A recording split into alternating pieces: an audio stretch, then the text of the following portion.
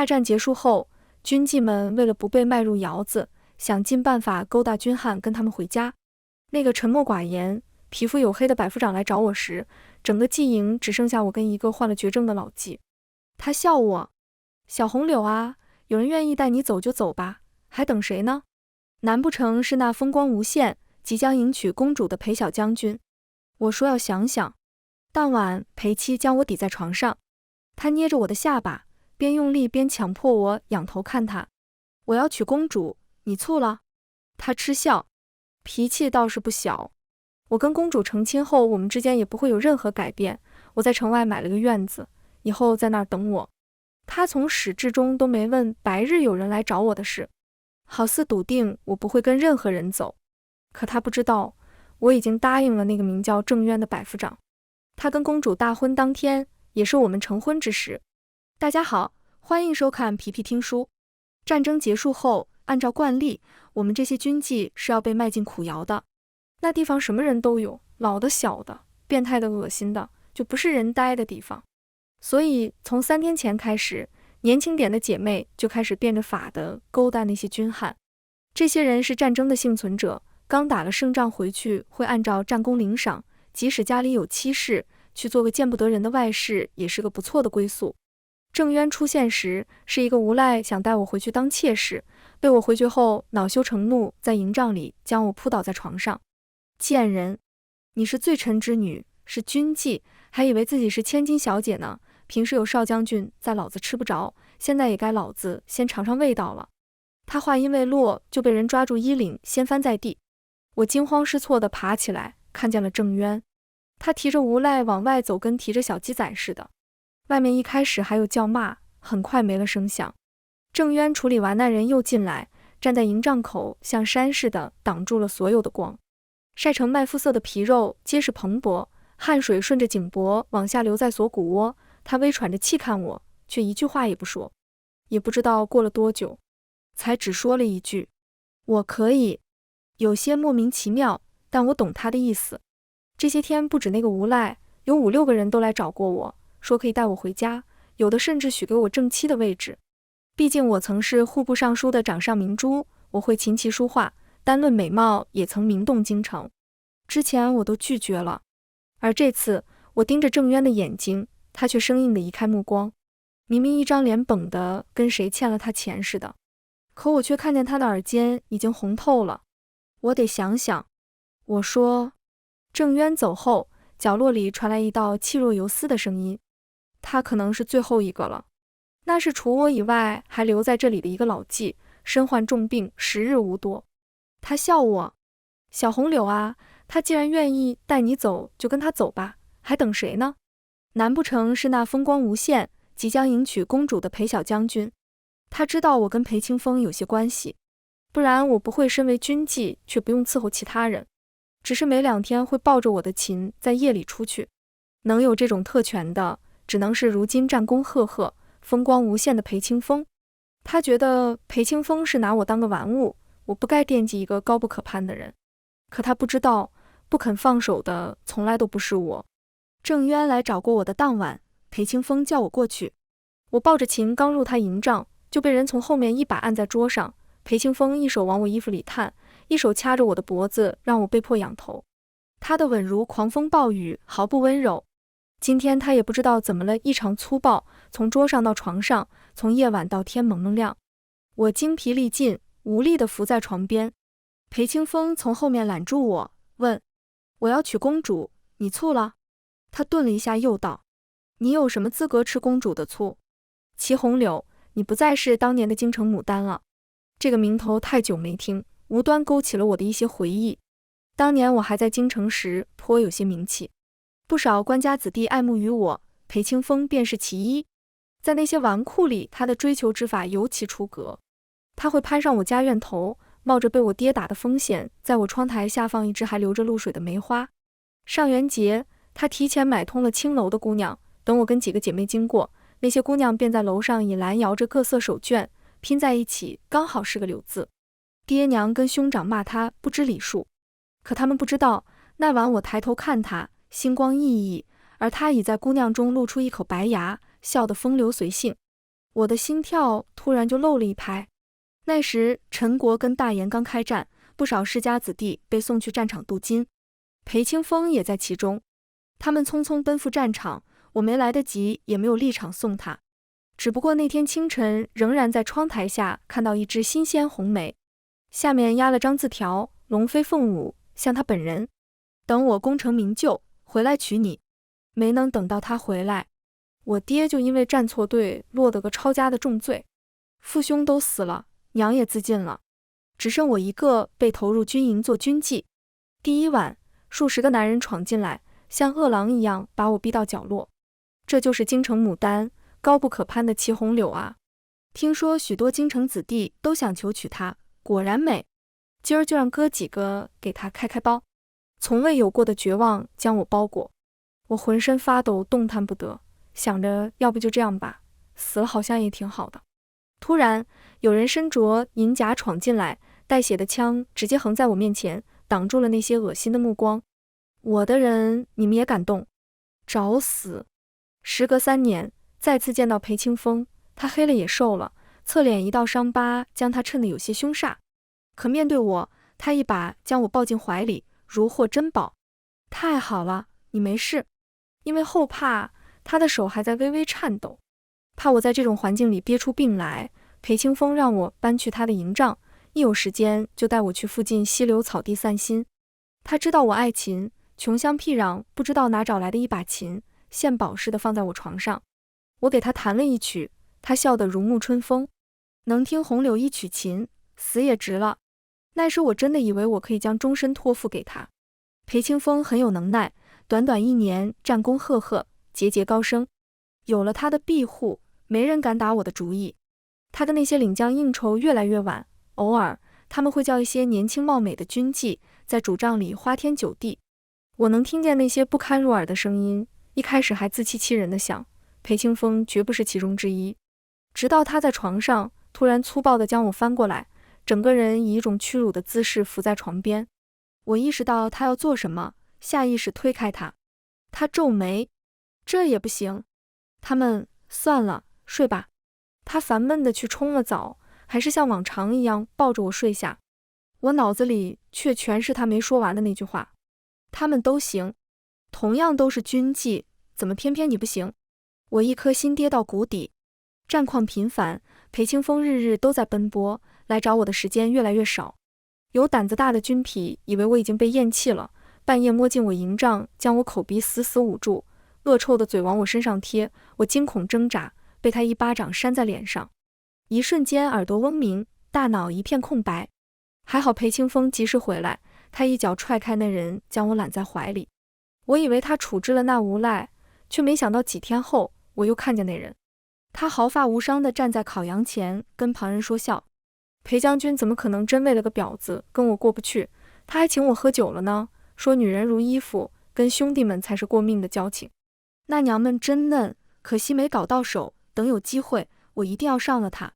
对上我的视线，他舔舔嘴角，恶心至极。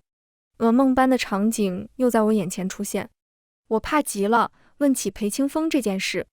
当时他在案前看书，闻言漂亮的眉头微微蹙起，一把将我拉到他腿上坐下，伸手在我后颈摩挲。红柳、于私，他叔叔是我副将，救过我一命，我不能处置他。于公，我要以什么理由处理他？欺辱军妓？我愣愣地看着他，他的手已经从我裙摆探了进去，轻佻又随意。意乱情迷间，他安抚我说：“你是我的，断不会被别人欺负了去，以后出了营帐就多穿点。”我仿佛第一天认识面前这个男人，从那时起我就知道，男人靠不住的，我要逃脱这地狱，得靠我自己。自从要解散军纪的消息传出来，裴清风知道有不少人偷偷找过我要带我走，但他从未问过，也没有出面宣示过主权，好似笃定我不会跟任何人走。他轻咬了我的耳朵，被我偏头躲开。他嗤笑，脾气倒是不小。跟公主成亲后，我们之间也不会有任何改变。我在城外买了个院子，以后那就是我们的家。他仿佛忘了那年放在我窗台的红梅，也忘了2年前他失而复得，将我如珍如宝地捧在手心时曾说：“红柳，等不打仗了，我娶你回家。”他真心想娶的是惊才绝艳的齐家嫡女，而我在他眼里已经沦为了军妓。人人都能放弃我，可我不能放弃自己。我笑笑，温顺地靠在他怀里没说话。裴清风不知道，我来这里见他前，给那个名叫郑渊的百夫长送了口信，我答应他了。裴清风跟公主大婚当天，我跟他回江城成亲。我要逃离这地狱，只有这一个办法。此战大捷，带自己中意的军妓离开，是给他们的恩典。刚好郑渊想带我走，刚好他不是个坏人。朝廷来了人宣旨，将领们即将先一步回京领赏。当晚裴清风设宴款待那些官员，主帐里觥筹交错。那些人觉得无聊，不知道谁提了一句：“听说祁红柳在你们这里。”他们眼神交错，有些心猿意马。早就听闻京城牡丹的名声，不止琴棋书画，连武艺也是一绝，不如叫他上来给大家跳支舞助助兴。只是跳舞已经是他们注重脸面了。裴清风没有拒绝的理由。他派人把舞衣送来的时候，我正在给身上抹药。那舞衣几近透明，穿上以后勉强能蔽体，更别说遮住这些被裴清风弄出来的青紫痕迹。我拿着衣服沉默不语。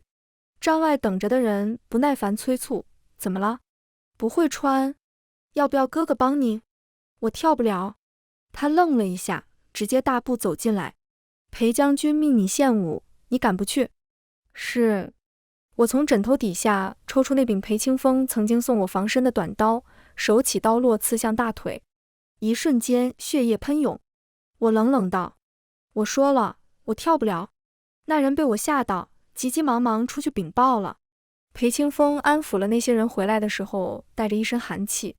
他看着我没有包扎的伤口，沉默了半晌后问：“今时不同往日了，红柳，只不过让你跳支舞，你这样的身份有什么立场拒绝？”我仰天看他，淡淡的问：“在你眼里，我是什么身份？”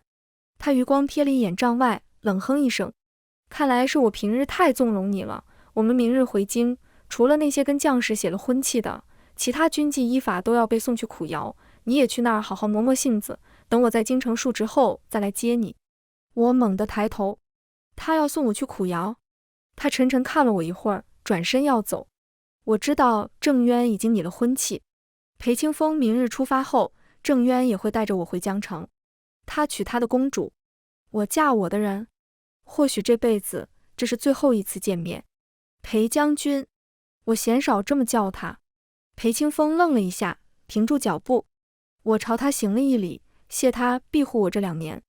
一路顺风，红柳就不送了。裴清风回营帐后，心腹来报，刚刚一直在红柳帐外探听的探子已经走了。那人跟着朝廷官员来这么远的地方，对祁红柳这么关注，一看便知是公主的人。当今皇帝只有一个病怏怏的太子，宣华公主是他最小的唯一的女儿，自小备受宠爱。皇帝曾说，皇家一半的私产都会是宣华的嫁妆，娶了她得到了可远不止财富。一旦那病太子有个3长2短，陈国极有可能会开女帝登基的先河。一个女子如何执掌天下，真正有实权的只能是她依靠的人。当年的京城世家子弟人人都爱慕祁红柳，可人人想娶的都是宣华公主。裴清风当时年少轻狂，他爱祁红柳的才气，爱她的美貌，爱她的清纯。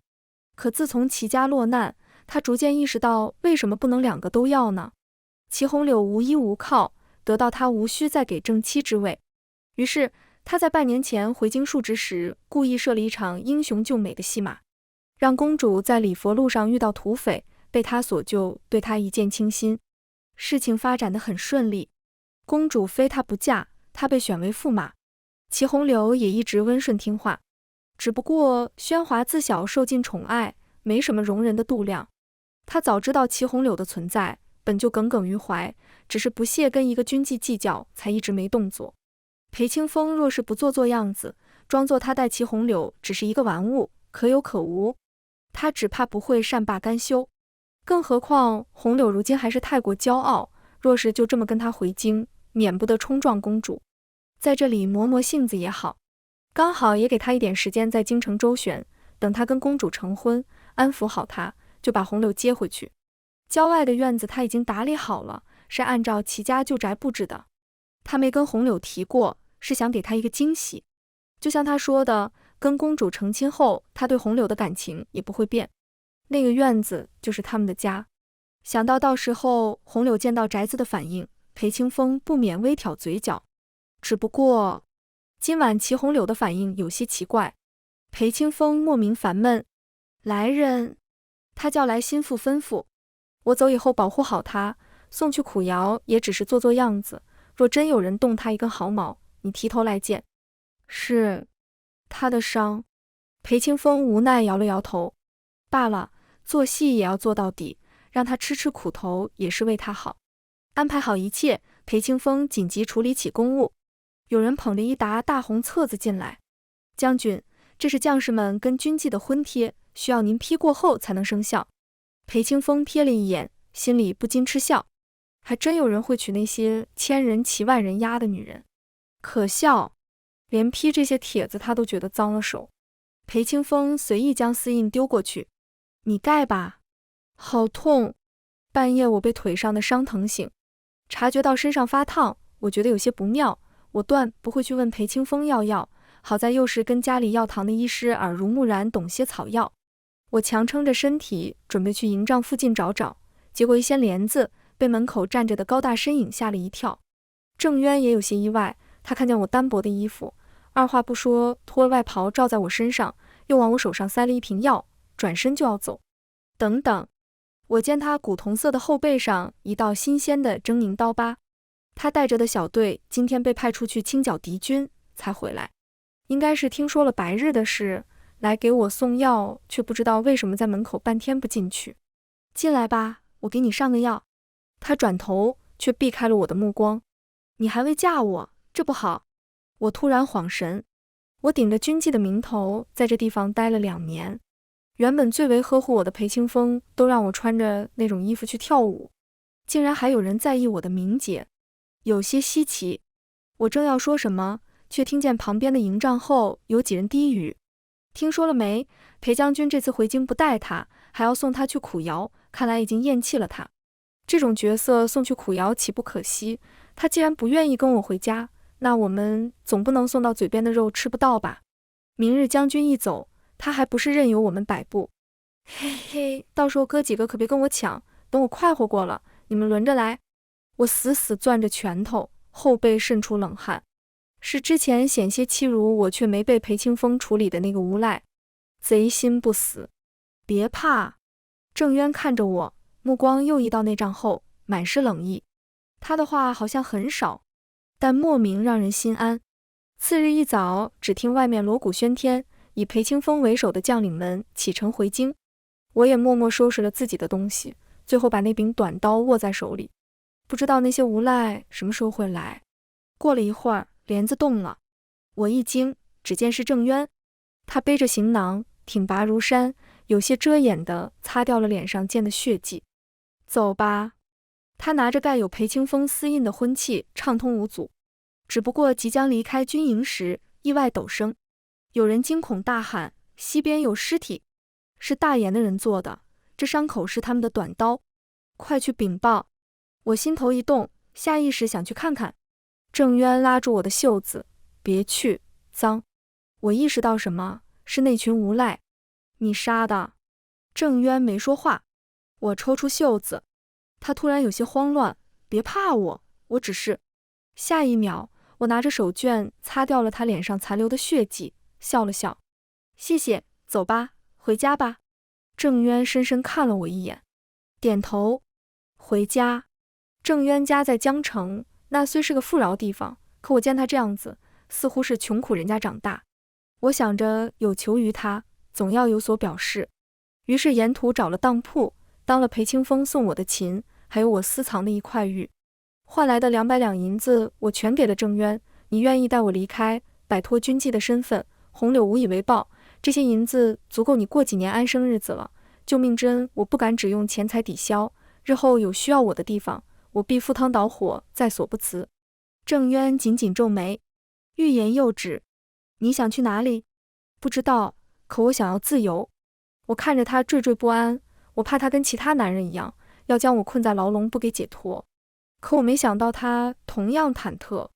那在你想好去哪之前，能不能留在我身边？这并不是个无理的要求。我也想好好为下半辈子打算，在此之前照顾一下这个生活粗糙的救命恩人也是应该的。我点了点头。郑渊猛地松了一口气，先换身衣服回家休息吧。他把我当了的玉赎回来，拿着卖琴的50两带我进了江城最大的成衣铺。我看着外面奢华的门面，正要提醒他银子不能这么乱花，里面的掌柜的一见他直接愣在原地，下一秒一嗓子嚎了出来：家主回来了！郑渊与我想象的似乎有些出入。回家一路，他带我去成衣店裁了新衣，去最大的酒楼饱餐一顿，又去金银店打了一套首饰，分文未花，因为都是他家的产业。直到入府我才知道，郑渊的郑是当年西南侯郑乾的郑，郑乾人如其名，挣下了富可敌国的产业，留给后辈。郑渊就是这一代的掌家人。我站在郑府奢华的门口，有些茫然，全族上下赶过来迎郑渊，纷纷落泪。老天保佑，家主您平安归来。他们看向我，这位是……郑渊克制地牵着我的手腕，掷地有声：我名为郑娶的夫人。不可能！一个穿着鹅黄色衣衫的明媚少女刚跑到正堂，听见这句气得跺脚：渊哥哥，你要娶的人是我。后来我才知道，郑渊不愿意娶家族安排的世家小姐月容，正逢战乱，他便一意孤行去投了军。他是郑家人，还承袭了爵位，官级稍高点的武将怎么不可能不认识他？所以他每次都把自己的军功让给别人。投军1年，一直默默无闻，躲到现在。你放心，他穿着一身修身的劲装，将一副好身材勾勒得让人心猿意马。见天色晚了，就站在房间门口半分不逾矩，像是怕我误会什么，闷声解释：我跟月容没关系。我哭笑不得，我知道，我有一事求你帮忙。他微微皱眉：在你离开前，能不能以我夫人的身份留下来？不然他们总想让我娶亲。那张婚帖本该是我欠了他的大恩，他现在却是请求我帮他。我不知道他是真傻还是什么，这请求我实在没办法拒绝。好，他眼睛一亮，嘴角溢出一抹藏不住的笑意。那我去准备。郑渊所说的准备跟我想象中完全不同。郑府上下全都挂满了红花，数百个下人清一色换上喜庆红衣。来给我定制婚服的绣娘就来了数十位，凡是郑家的产业全都挂了红牌，上面写着东家娶妻，进店有喜，费用减半。一时间整个江城都在庆祝这门亲事。郑渊还沿街摆了喜，不管是谁都能来沾沾喜气。大婚当天，8台大轿奢华至极，从中街穿行而过，两旁都是被宴请的百姓，他们起哄欢呼，祝愿我们百年好合。不少人好奇我的身份，便免不了议论：这新娘子是岳家那掌上明珠？不是，听说是位谪仙般的女子，是郑家家主苦苦求来的。哟，快让我看看是什么样的仙女，这阵仗就是皇帝嫁女也比不过吧。听说京城真有公主出嫁，嫁的是战场上屡立奇功的裴小将军，但肯定没有咱们这儿热闹。没想到远隔千里还能听见裴清风的消息。算算日子，如今他应该也娶上了公主，忙着在官场左右逢迎，春风得意吧。不料又有人说到公主成亲，我那时就在京城，那公主竟让裴小将军跪着迎她下轿，那么多人看着裴小将军当然不肯，听说公主当街就冷了脸。那场面竟是如此，一时走神，下轿的时候不小心崴到脚，我一声惊呼还没出声，一只有力的大手便拖住了我的腰。夫人，小心！郑渊音色低沉，我透过盖头看他，他穿着一身红衣，眉目俊朗，小麦色的皮肤透着些红。我撑着他的手臂小声说：脚崴了。下一秒他将我一把抱起。在想什么？我大喜的日子，别想会气的人。郑渊手臂收紧，莫名有些霸道。周围传出一片起哄声，喜婆跟在后面着急：新郎官，这不合规矩啊。他道：从今以后，夫人的喜好就是政府的规矩。他的手臂又烫又稳，抱着我大步往政府走。四周一片锣鼓喧天，一片嘈杂，我却只听见他清晰有力，如鼓雷般的心跳。对我而言，逢场作戏的一场婚事，怎么这般真？晚上他在外面应酬完，带着一身酒气进了新房。他似乎有些迷糊，进来以后看见我坐在床边，愣了一下，转身就走。抱歉，走错了。过了一会儿又退回来。郑渊一双不清醒的眸子盯着我，突然有些傻气地笑起来，在床边小榻躺下。不早了，睡吧。我见他外衣沾了酒渍，正要帮他脱下来，刚碰到他，郑渊猛地睁眼，下意识拉住领口。我有些无措松手，他困极了，很快沉沉睡过去。我盯着那喜烛，没有丝毫困意。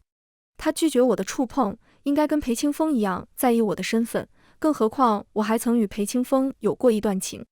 白日我险些将这门婚事当真，现在倒是清醒了，各取所需而已。次日，郑渊走得早，他刚回家，有大大小小的事情要处理。我起床时，一时有些茫然，我该做些什么呢？正发着呆，丫鬟捧着几个匣子进来。夫人，家主临走前说，若是夫人醒了闲着无聊，便帮忙管管家吧。我不想跟郑家牵扯这么深，正要拒绝，却见另一个丫鬟抱着一把上好的交尾琴。如果不愿意，西街的琴坊，夫人可有兴趣去教教？郑渊每天都会给我找点事情做，不是教书画，就是教琴艺，要么就是去城门口不周救济难民。我每次要闲下来想想以后该去哪里的时候，总有事情找上来。我有些怀疑他是故意的，偏偏他日日忙碌，虽然每天晚上都会回来克制地睡在我旁边小榻，但他睡得太快，我也找不到机会找他聊聊。这日他好不容易回来早点，我正要找他说话，他却先一步开口。郑家在京城的当铺掌柜来信，有女子典当了一块玉，跟你之前当的那块一模一样，像是你齐家的东西。我愣了一下，这块玉是娘给我跟兄长一人一半的，兄长成亲后赠给了嫂嫂。父兄娘亲去世，嫂嫂跟我一样沦为军妓。我受裴清风庇护后，托他找过嫂嫂，他说打听倒是已经不在了，只不过没见到尸首。那是不是意味着嫂嫂还活着？若真是他，如今我已脱困，必然要拉他一把。似乎看出我在想什么，郑渊安抚性拍了拍我的手，我陪你一起去。裴清风刚回公主府，就看见偌大的院子里，宣华坐在秋千上让婢女染豆蔻，一女子倒在地上，脸颊被扇得肿起，正哭嚎着求饶。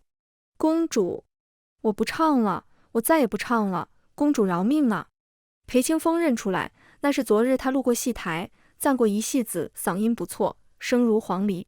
当时那年轻戏子跟他对视一眼，低头红了脸。只过了一天，他就被公主带进府，折磨得没了人样。这已经不是第一次了。自从他回京，不管是跟同僚去酒楼应酬叫的舞姬，还是家里年轻貌美的丫鬟，全都被宣华私下处理了。这个女人的占有欲太强。裴清风微微皱眉，宣华挑眉，本宫处置他，驸马心疼了？怎么会？裴清风笑了笑，一个戏子惹了公主不开心，自然要处置，这是真心话。不过是个戏子，宣华处置就处置了。只不过裴清风心里还是有些不快，转头看见院角的红梅开了花苞，不禁一愣。这些日子宣华越是强势，他越是频频想起祁红柳，他的温柔体贴，羞赧乖顺，也不知道他现在有没有收敛了性子。苦窑那地方地痞流氓进进出出，估计把他吓坏了，等接他过来可能会更加乖巧依赖于他，他得好好哄哄才行。想到这里，裴清风有些心猿意马，还是早点接他过来吧，只把他放在郊外院中，小心行事，应该不会被公主发现。他实在是有点想他了。我就是这个时候进的京。郑渊去见了当铺掌柜，我在街上看见一个女子背影很像嫂嫂，下意识跟上前，却猝不及防地被人拉住手腕。我转头对上裴清风错愕的目光。红柳，我也愣住了。我想着尽快找到嫂嫂就走，对于能再次看见裴清风是万万没想到的。他们这么快就把你接来了？他眼里的喜悦一闪而过，紧接着皱眉。但你不该直接出现在这里，若是被公主看到，你我都有麻烦。他不由分说，拉着我就进了酒楼，跟我来。不料我们刚进雅间，楼下一阵嘈杂，有人暴力踹开门，护卫们分两排展开，雍容华贵的女子款款走进来，看着我们冷笑。本宫还在想近日驸马忙什么呢，原来都在这儿私会美人。宣华不由分说，让人把我押进了公主府。驸马既然喜欢他这张脸，那我就把这脸包下来，日日挂在驸马床头可好？公主，裴清风挡在我面前，可效果恰恰相反。宣华公主面色一冷，你护他？驸马，你是不是忘了自己的身份？他看看我，又看看裴清风，突然笑了。这样吧，你亲手毁了他的脸，我就放过他。裴清风握紧拳头，他知道宣华绝不是吓唬他。他颤着手接过宣华递过去的匕首，眼里闪过挣扎的痛苦，而后慢慢朝我走来。红柳，为了护你性命，我只能……公主，我越过他，看向公主，若我能解公主心里难题，能否救自己一命？宣华意外地看着我，你说说看。我慢慢靠近，在宣华耳边低语一番，他越发错愕，最后竟大笑起来。齐红柳，你有点意思。他还要说什么，管家匆忙来禀，太子殿下来了。宣华赶紧整理了衣冠，出去迎接，命人把我关在了厢房。没多久，裴清风从窗户跃进来，红柳，让你受委屈了。他要拉我的手，被我偏身躲开。裴清风有些不悦，这个时候就不要跟我闹脾气了，若不是你擅自出现，也不会让公主发现。将军的意思是，我就该永远龟缩在方寸庭院，出不了门，见不得光。红柳，我不是这个意思，我也很是想念你。裴清风的目光落在我衣领处，喉结滚动，一把将我拉入怀中，下意识就要吻过来，被我一巴掌扇在脸上，啪的一声响，让他错愕地愣在原地。你疯了！裴将军既已婚嫁，还望自重。他捏着眉心，有些不耐。我不是说过，就算我娶了公主，我们之间也不会有太大变化。我与将军不同。我又往后退了一步，裴清风思索着我的话，疑虑，你好像变了。就在这时，管家匆忙推开门，看了裴清风也在里面，一脸意外。裴清风沉着脸说，是公主让你来找我。知道了，我这就过去。管家看看他，又看看我，满脸复杂。驸马，我是来请这位夫人的。裴清风没注意到他奇怪的称呼，只又皱眉。公主又要做什么？他回头安抚性看了我一眼，别怕，有我在。我没忍住轻笑了一声。刚刚也是有他在，可宣华一句话，他就在权衡利弊后打算毁了我的脸。有他在是什么好事吗？我理了理衣摆，走吧。我曾随母亲进宫，远远见过太子一面，跟那时比，他似乎更加孱弱了些。只不过一身黄袍坐在主位，依旧气度不凡。可我第一眼看见的是他左手边的郑渊，他穿了深玄色劲装，身材高大，比太子还惹眼。对上我的视线，郑渊笑道：“我说什么来着？夫人就在公主府做客呢。”太子看向我，客气道：“郑侯夫人竟与宣华是旧识。”宣华坐在一侧，神色很是奇怪，他盯着我，似困惑似威胁，随即又看向裴清风。可裴清风已经懵了，他行完礼正要在太子面前表现一番，尽量让他们不注意到我，可旁边那个威严男人竟从他们进来开始就直勾勾看着我，还说什么夫人。我被宣华威胁时，尽力想办法自救，也不愿搬出郑渊来。我知道他娶我是权宜之计，这段关系我没资格对外人道说，生怕给他添麻烦。可郑渊为什么在太子、公主这些位高权重的人前这么自然地将我视作他妻？以后我们分道扬镳时又要怎么解释？他以后都不打算娶妻了？事到临头，我只好上前行了个礼，曾随母亲进宫，跟公主投缘，有不少话聊。夫人是京城人士，哪家的小姐？罪臣齐元良家。什么？太子瞬间坐直了身体。他不是，结党部中被抄家，父兄已死，全家140人，只剩我一人，被投入军中为妓。逢大节，圣上洪恩准许将士们带军纪归家。说起来，我朝裴清风行了一礼，我跟郑侯的婚帖还是驸马亲自准的呢。你嫁了他？裴清风不敢相信地朝我走来，生生被宣华喝止。驸马，太子哥哥还在这儿，怎么这么失态？裴清风握紧拳头，咬牙退到公主一侧坐下，只是那目光仍然直直盯着我，像是不看着下一秒就会瞬间消失般。太子神色复杂，干笑。郑侯倒是个性情中人，他很委婉了，没直接说郑渊是个笑话，身为权贵却娶了个军妓。郑渊只笑笑，看着我目光灼灼，能娶到她是我之幸。他笑得那么真，我一时晃了眼。郑家在京城有宅子，回去的马车上分外安静。郑渊上上下下将我大量了一遍，见我真的平安无事，才松了一口气。万幸，宣华还没来得及对你动手。我笑了笑，我运气一向不好的，他之所以没对我动手，是因为我说中了他的痛点。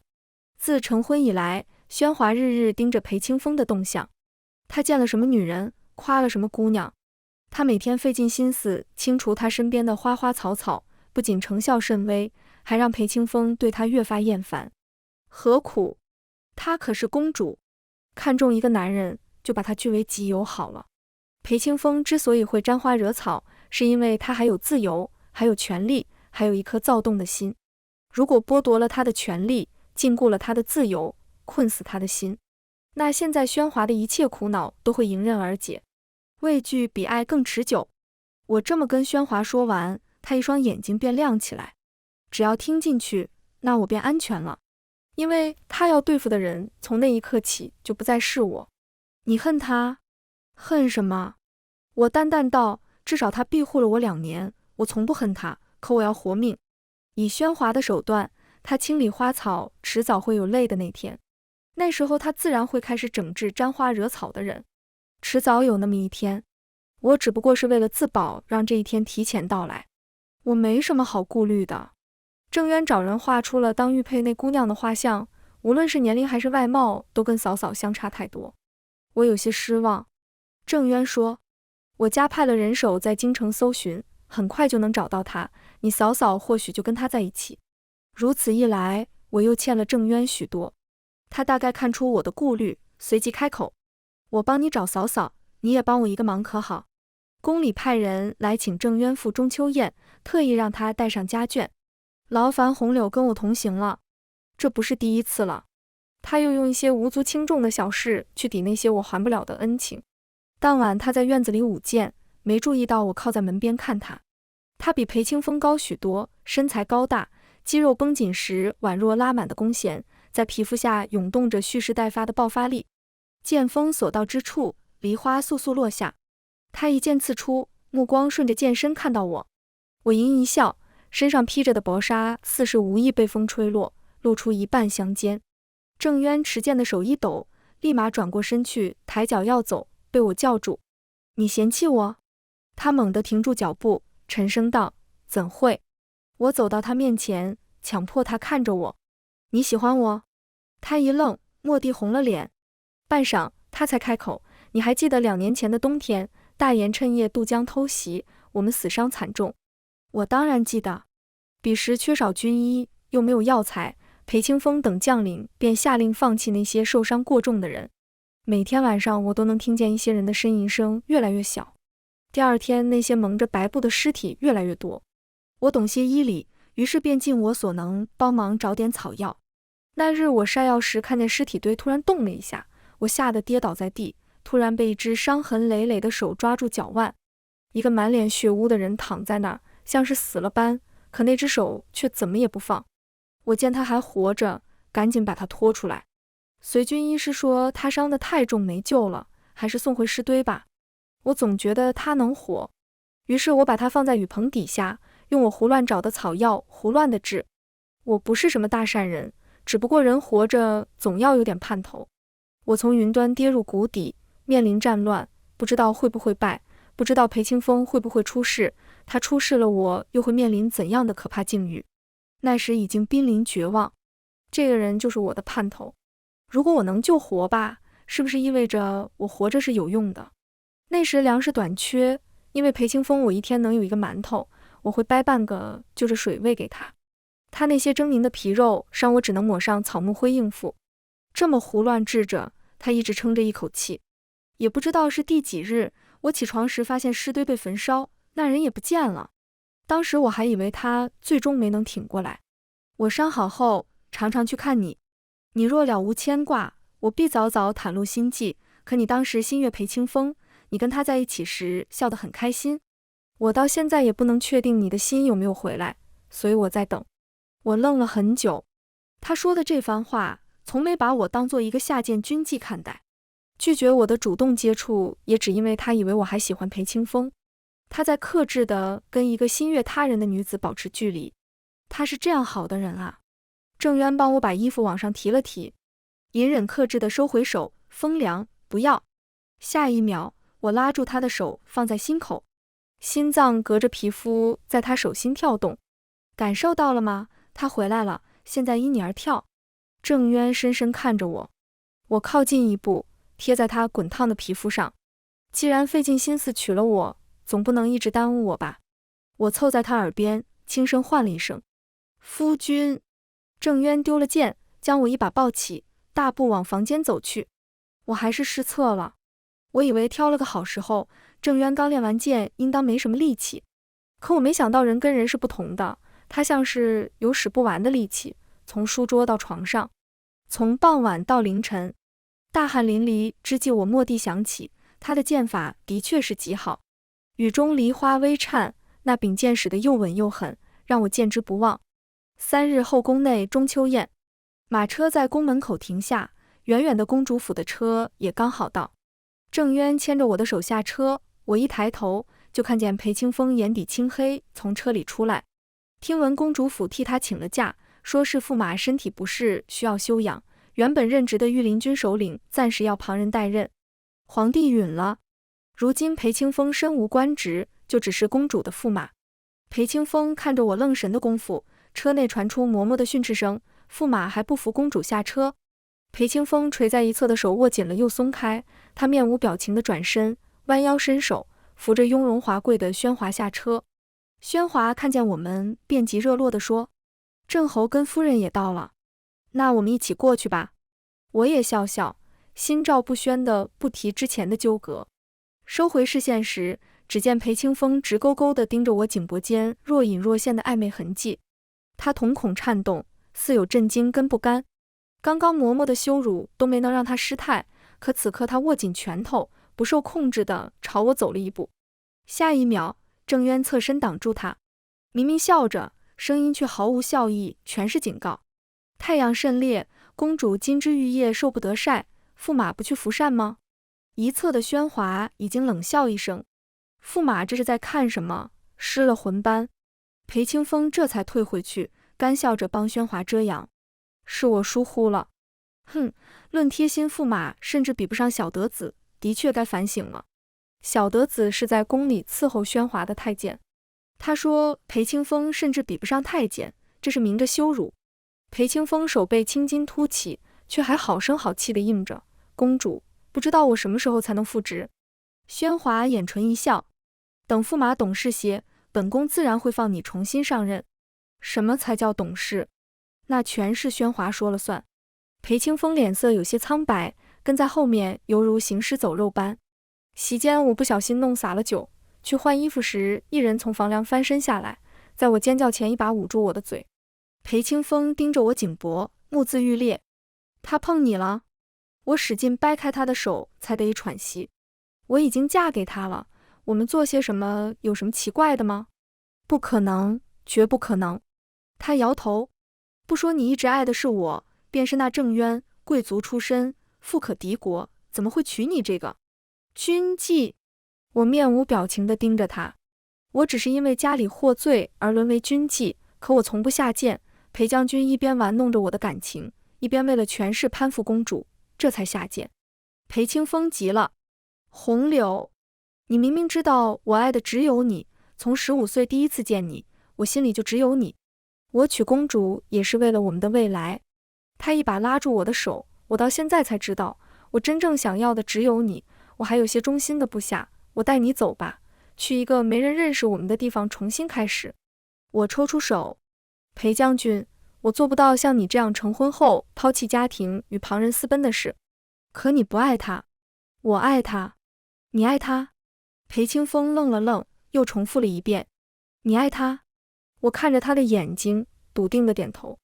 是，我现在爱的人是他。那我呢？裴清风突然笑起来。那我在你心里算什么？裴将军，你现在并不在我心里。我不信，我们走吧，我带你走。裴清风似疯癫般过来抓住我的肩膀，我正想着该怎么办。屏风后突然传来一声熟悉的冷笑，只见喧哗从屏风后走出来，盯着裴清风似笑非笑。看来只是丢了官，并不能让驸马这颗躁动的心收敛半分。而他旁边的郑渊也不知道因为我哪句话，耳尖红得像要滴血。来人，去跟父皇母后说一声，驸马得了失心疯，正式辞官，从今以后在公主府休养，再也不会出门半步。裴清风脸色惨白，他喃喃道：公主，你要毁了我吗？怎么会呢？喧哗抚摸着他的脸，轻声道：我太爱你了，只有这样才能保证你不会被别人抢走，你要乖乖听话才好，若是想着跑，那我就只能打断你的手脚，让你再也跑不了了。他摇摇头，但我不想这样，我爱你这副皮囊，爱你的意气风发，你现在只能依靠我对你的爱了，可千万不能惹我生气啊，要不然我若厌弃你，那才是真的一无所有。裴清风失了神，在被侍卫带走前，他回头一直盯着我，我有些看不透那目光是什么意思。怨恨、乞求，那都不重要了，这应当是我们这辈子的最后一次见面。郑渊说，公主邀请他一起看戏的时候，应该是想看我跟裴清风上演旧情复燃的戏码，只是没想到是他单方面燃了起来。回去路上，郑渊的嘴角一直上扬着，我侧头看他，在高兴什么？他嘴硬，没什么，只是那天晚上，他从后面紧紧揽着我，在我耳边试探性说，能不能再说一遍你爱我的那句话？郑渊派人在京城找了半个月，终于在郊外的破庙找到了去当玉佩的女子，她穿着破布烂衫，正在给稻草上的虚弱女人喂药。我一眼认出那是快3年没见的嫂嫂，她颠沛流离，受了不少苦，身染重病，已经强撑了很久。以前好心帮过别人，那人才一直在照顾她。郑渊说江城有名药，要马上带嫂嫂回去医治。离开京城前，郑渊进了趟宫，回来后递给我一张赦免嫂嫂军妓身份的旨意，等嫂嫂病好了，就可以名正言顺地留在江城陪你了。我拿着那旨意，眼里有些湿润。你求来这旨意应当很不容易吧？郑渊不好意思，我们郑家别的没有，就是有点银子，如今大战刚歇，国库正是空虚。另外，江城有一灵药可以医治太子的顽疾，我承诺日后定期送来京城。这么大的代价？见我表情，郑渊忙解释，也并非全是为了嫂嫂。他沉声道，太子仁慈英明，日后必定是个明君，他若有事，大权落在宣华手上，你也知道他的性子，暴力骄纵，百姓怎么会有好日子过？这么说来倒是。我点点头，赶紧准备带嫂嫂回去的事宜。我不知道的是，我走后郑渊就松了一口气，他身边的心腹无语，您哪是这么为国为民的人？您不就是想着夫人嫂嫂在江城，他又多了个牵挂，肯定就不走了。把太子身体养好了，公主上不了位，驸马也不会跟着得势，妨碍不了您吗？说的那么大义凛然。郑渊一巴掌拍在他头上，这话要是被夫人听见了，你就等着回去种田吧。再次听到裴清风的消息是在1年后，嫂嫂的身体已经好了很多，她跟我在院里绣花。刚从京城送药回来的管家说，公主府出了件大事，那位日日不出门的驸马断了腿，好像精神出了问题，日日疯疯癫癫。这已经不是什么秘密了。喧哗控制欲太强，一开始是让人寸步不离地跟着裴清风，后来便不准他再出门，也不准任何人来看他。裴清风周围的丫鬟都被换成了公主养的护卫。可裴清风到底是习武之人，他翻墙出去过2次后，觉得身子越来越不好。喧哗笑盈盈看着他，驸马不用担心，你每天吃的饭菜里加的只是让你武功渐失的药，对你身体没什么大坏处的。裴清风受不了了，他找到机会跑到裴府，找到他已经进入内阁的父亲，想要跟公主和离。可他爹却为难地说，因为公主，他们郑家才有如今的风光，婚姻哪有一帆风顺的，让裴清风忍忍就好。于是他爹亲手把他送回公主府，陪着笑让公主多担待。怎么就断了腿，还疯疯癫癫了？难不成宣华真的打断了他的腿？管家讳莫如深地说，听公主府的小婢女说，驸马是从树上掉下来摔断的腿。树上？是啊，一株很高的红梅树，今年冬天京城的红梅开得好，驸马趁人不注意爬到树上说要摘红梅送给谁，从树上摔下来后就又哭又笑，精神不太对了。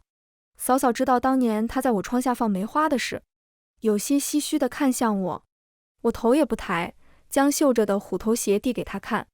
嫂嫂你看，这花好看吗？好看。嫂嫂抹撒着小鞋，目光落在我腹部，也不知道是男孩还是女孩，名字想好了吗？我摸着肚子，神色温柔，不管是男孩女孩，只要平安就好。他爹说叫朝阳，我们都是在泥泞里挣扎过的人，愿这孩子生来明媚，灿如朝阳。全文完，皮皮听书，感谢您的观看，每天上新精彩小说，喜欢就订阅吧。